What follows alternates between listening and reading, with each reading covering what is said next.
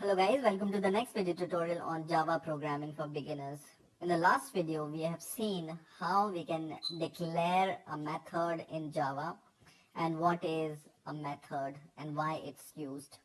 Now in this video, we will see some more properties we can add to a method.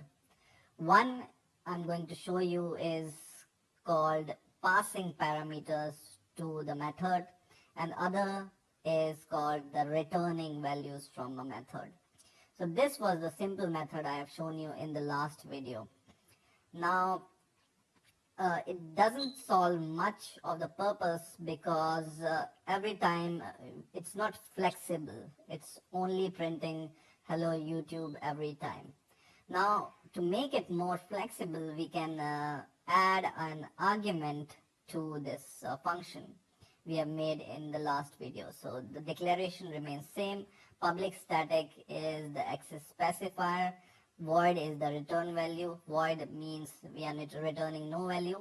And the name of our function is this one. And in these round brackets, we will pass our parameter in just a moment. And in here, in these curly braces, we write our statement. So for example, we want to greet some persons based upon their names. So we can pass an argument to this function like this. So we will pass the name in the form of string variable. So we just give the data type first, and then we give the value or variable name which we want to pass. So we can say name. Okay.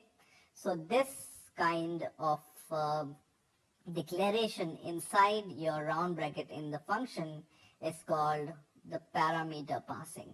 Okay, and this parameter name, which is a string, you can use inside your function. So if you want to say hello or whatever name is passed to the function, then it will print that name.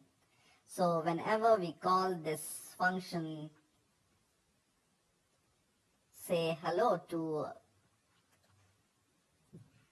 the main method, for example, we call the name John, then it will greet hello John.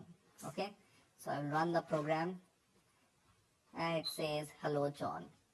And this function can be used to greet more than one function, for example John, Tom, or for example some other name, Mark for example, and will greet all three names, hello John, hello Tom, and hello Mark. Okay, so this makes our function a little bit flexible in a way that we can use it according to our use. Okay, the other use of this function, we can use it to add, for example, with integer. So here you can pass any number of parameters. It's not necessary that you need to pass only one parameter. You can pass multiple parameters in here as in parameter, right? So how we can do this? We will declare one more function, for example public. This should be public static void because we are not returning anything. And now we will make a function called add, which we want to add two values in using this function. Okay, and in here we can pass multiple values, whatever number of values you want to add. For example, int a comma int b. For example, we want to add these two values and print the result. What we can do is we can just print these values by calling a plus b. So just write a plus b. Okay, and what this will do, whatever you pass as an argument here and here, it will add these two values and print on the terminal, right? So when I run this program, first of all, I need to call this add function. I will delete this say hello. from the main, and I will call this add function. And for example, I want to add two integers, and this is 100 and 201, for example, I want to add. And I will run the program, and it prints the result, which is 301, using this code. Okay, and now I want to add some more integers. For example, I want to add some values and some other values, and I can do it with the same function. So this makes your job really easy.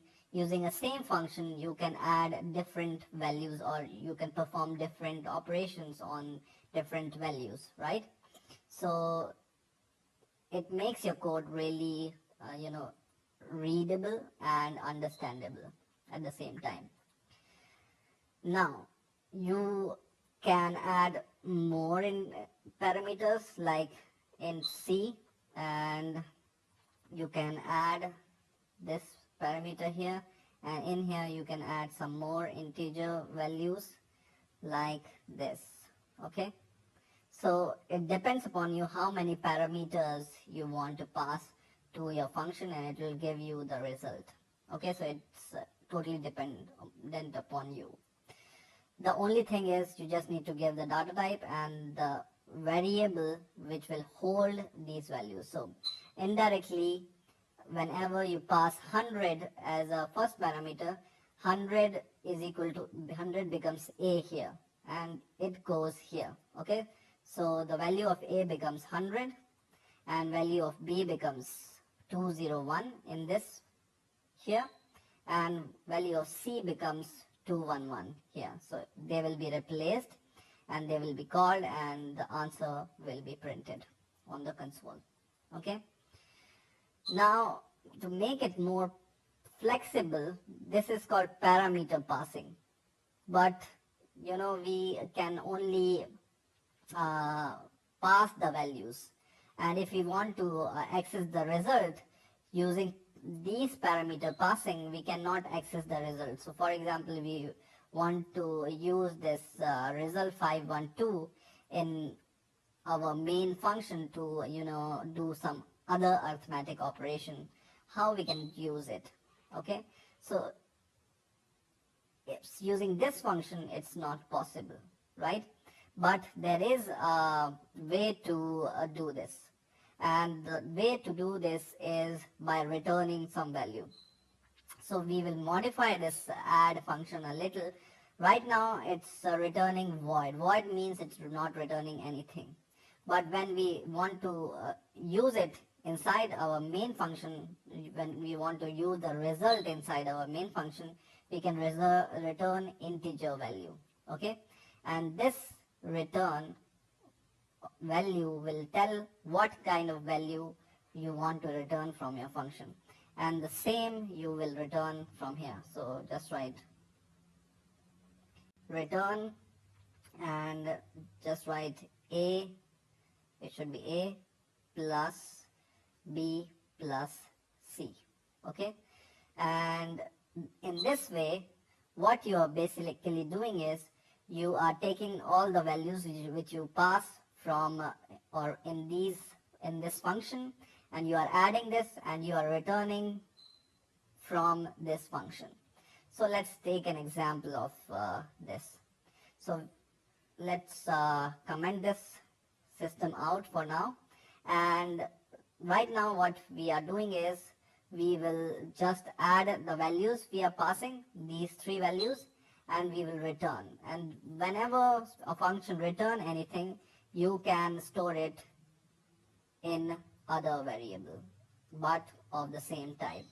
So the data type of the returning value and the value in which you want to store the return value should be same. So this is integer and this is integer, or int, right? And you can call this add function and paste it here. And what this basically do is, this will add 100, or this will replace a as 100, b as 201, c as 211, and it will add these two values, and it will return this sum, and you can store this sum in some other variable. Okay, and then you can print this value like this. So you can call sum, and this will give you, or you can access this value inside your main function like this. So this is due to this. And if you want to do some other arithmetic operation on this sum, you can do it. For example, int result sum multiplied by, for example, 15 you want to do. You can do it like this, and this should be equal to, and you can call your sum like this, and you can just run the program. It will give you the multiplication of whatever sum you will get from the add function, adding these three numbers, and then you can do some arithmetic operations on the sum you get as a result, and you can multiply it by or whatever arithmetic operation you want to do, and you can store this result in another variable and you can use it. So in this way, the function or methods made it really easy to, organize your code and make it really concise, really readable, really understandable, and it also makes your code, prettier. So I hope you have understood the basic concept of passing parameters like these and returning values like these. Okay, in the same way you can make any logic using these functions. For example, multiplication, you can make a function to make multiplication, you can make a function to do divisions, you can add two numbers, you can subtract two numbers, or any complicated arithmetic or logical or anything you want to do, you can do it inside a function, and you can take arguments or parameters here, and you can return the result so that you can use it in your main method. So I hope you have understood the basic concept of taking parameters or passing parameters to a method and returning values from a method. I hope you have understood the concept, and please rate, comment and subscribe, and bye for now.